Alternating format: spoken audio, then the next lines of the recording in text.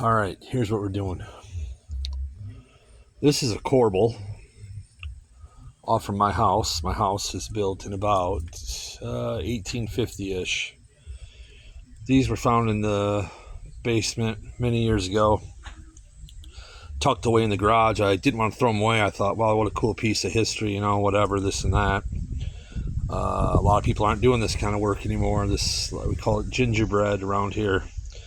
Anyways, I saved them, and it's a perfect time. You can see we're tearing off this deck, bunch of concrete.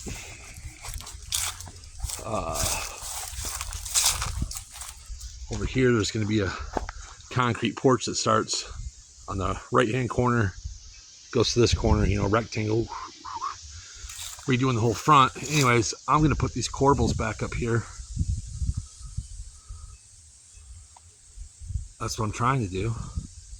So this is going to be edited together, I bet, but getting the door in place, you might have seen that in another video, but